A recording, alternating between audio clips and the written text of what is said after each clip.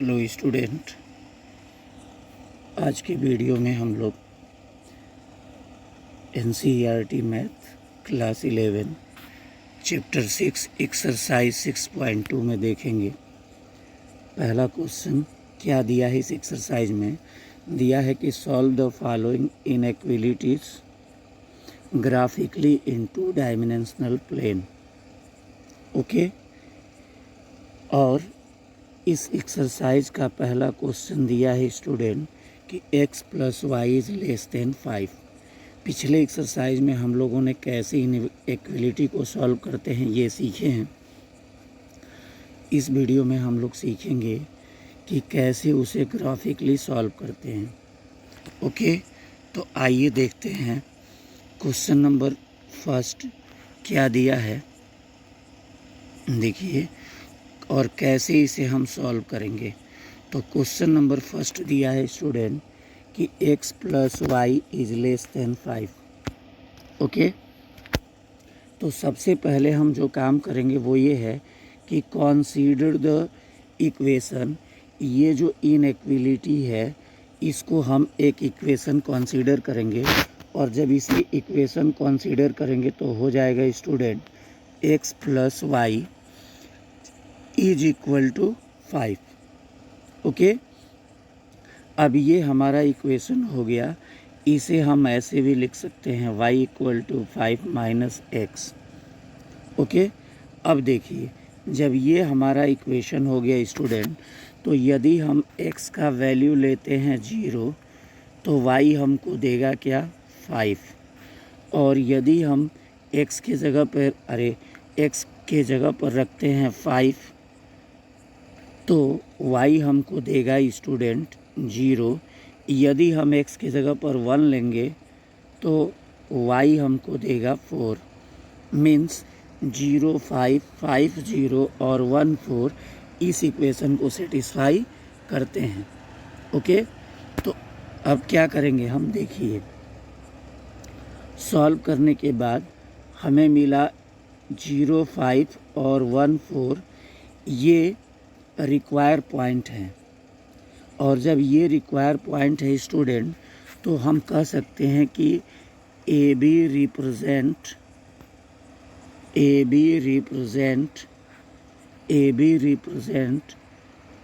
x + y = 5. So we can easily draw a line passes through 0 5 and 1 4 on the graph paper। देखिए, ये एक line है जो 0 5 और 5 0 से होकर जा रही है, या 1 4 अगर लेंगे स्टूडेंट तो 1 4 यहाँ होगा, से होकर जा रही है। अब इसके बाद ग्राफ का जो रूल है इनइक्वालिटी को सॉल्व करने का वो एक और है। अब हम ये देखते हैं कि क्या x = 0 और y = 0 इस इनइक्वालिटी को सेटिस्फाई करते हैं। तो देखिए, अगर x का वैल्यू 0 y का वैल्यू 0 रखेंगे तो < 5, तो 0 0 का सम 0 ही होगा जो कि 5 से छोटा है, यानी ये ट्रू है। ट्रू मीन्स ये 0 0 जो है इस इनइक्वालिटी को सेटिस्फाई कर रहा है। अब if 0 0 satisfy this inequality, if 0 0 satisfy this inequality, so we can say the origin lie in lie in plane AB। तो हम कह सकते हैं कि ओरिजिन जो है इस प्लेन AB के या इस इनइक्वालिटी में शामिल है, लाई कर रहा है। और यही शेडेड रीजन जो है, ये जो शेडेड रीजन है स्टूडेंट, यही x + y > 5 इस इनइक्वालिटी को ये सेटिस्फाई करता है, रिप्रेजेंट करता है। ओके, अब आइए देखते हैं क्वेश्चन नंबर सेकेंड क्या दिया है? दिया है स्टूडेंट कि 2x plus Y is less than or greater than or equal to 6। Okay, तो सबसे पहले हम बताए थे पिछले क्वेश्चन में कि हम कंसीडर करेंगे कि ये एक इक्वेशन है 2x plus Y equal to 6। हो गया। अब हम x और y के वैल्यू रखेंगे बारी बारी से कि कौन सा वैल्यू इस इक्वेशन को सेटिस्फाई करता है। तो student 2x plus Y is equal to 6 में अगर हम x का वैल्यू 0 रखते हैं तो 0 रखेंगे तो ये 0 हो जाएगा, प्लस y इक्वल टू 6 तो y हमें क्या देगा? 6 देगा और पॉइंट हमारा क्या होगा? 0 6 हो जाएगा। यही अगर x का वैल्यू हम 3 रखेंगे तो 2 3 जा 6, 6 माइनस 6 0। तो अगर हम x का वैल्यू 3 लेंगे तो y हमको 0 देगा। So student here we can see the line passes through the line 2x plus here we can see the line 2x plus y equal to 6 passes through point 0 6 and 3 0 means A and B। Okay, अब देखिए ये तो clear हो गया। अब check करना है कि क्या ओरिजिन इस प्लेन में लाई कर रहा है कि नहीं। तो फिर से now consider 2x plus y is greater than or equal to 6. Put x equal to 0 and y equal to 0 in this inequality.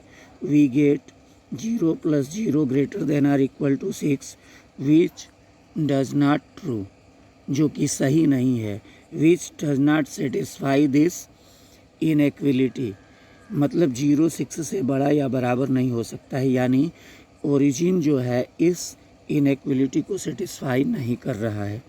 Okay, तो अब जब सेटिस्फाई नहीं कर रहा है तो हम कहेंगे कि origin does not lie in the plane 2x plus Y is greater than or equal to 6 and the shaded region in this diagram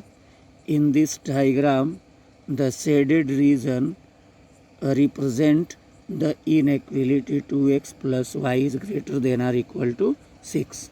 okay, अब देखिए स्टूडेंट नेक्स्ट क्वेश्चन क्या है। क्वेश्चन नंबर 3 दिया है कि 3x plus y less than और equal to 12। तो सबसे पहला काम जो करेंगे वो ये है, हम बताए थे कि कंसीडर करेंगे कि ये एक इक्वेशन है। अब जब ये एक इक्वेशन है तो यहाँ पे होगा 4y is equal to 3x 12 minus 3x या y equal to 12 minus 3x by 4। Okay, जैसा कि यहाँ हम टेबल में दिखाए हैं। अब इसमें अगर x का वैल्यू यहाँ 0 रखेंगे तो 12/4 बचेगा, यानी y 3 देगा। अगर x का वैल्यू 4 रखेंगे तो y 0 हो जाएगा। So we can say point A 0 3 and B 4 0 represent 3x plus y equal to 12। तो हम कह सकते हैं कि AB लाइन जो है वो 3x plus Y 4y equal to 12 को रिप्रेजेंट करेगी। अब चेक करना है कि इसका ग्राफ किधर बनेगा, ओरिजिन की तरफ बनेगा कि ओरिजिन से बाहर बनेगा। तो इसके लिए कंसीडर करेंगे फिर से अपनी इनइक्वलिटी को 3x plus 4y less than और equal to 12। Put x equal to 0 and y equal to 0। तो x 0 y 0 होगा तो 0 plus 0 0 less than or equal to 12, तो लेस देन होगा 0 12 से छोटा है। सो ओरिजिन ओ लाई इन, जब सेटिस्फाई करेगा तो हम कहेंगे कि origin lie in plane 3x plus y less than or equal to 2, यानी इस इनइक्वलिटी में के प्लेन में ओरिजिन शामिल है। And this shaded region represent the inequality 3x plus 4y less than or equal to 12।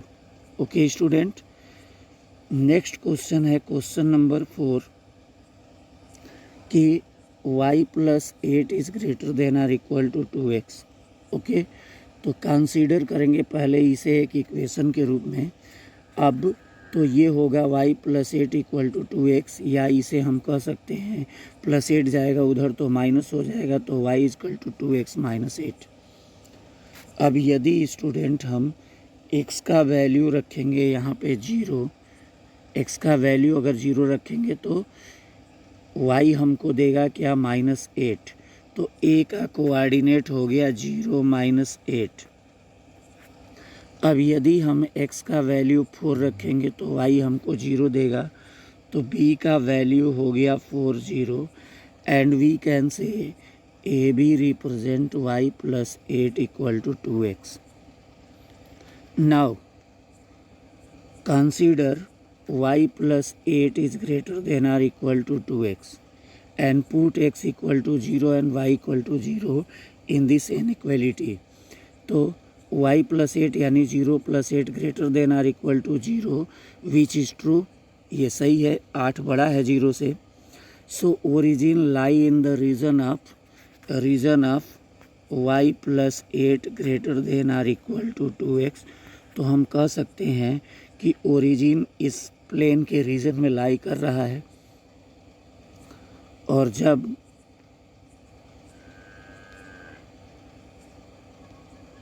ये लाई कर रहा है स्टूडेंट, तो इसका जो ग्राफ होगा वो ऐसे होगा, और यही शेडेड रीजन जो है वो इस इनइक्वलिटी को रिप्रेजेंट कर रहा है। मुझे उम्मीद है आपको समझ में आया होगा। वीडियो को अंत तक ज़रूर देखें, निश्चित रूप से समझ में आएगा, और अगर नहीं समझ में आएगा तो कमेंट ज़रूर करिएगा। आज के वीडियो में इतना ही, बाकी नेक्स्ट पार्ट में आपको मिलेगा। Thank you.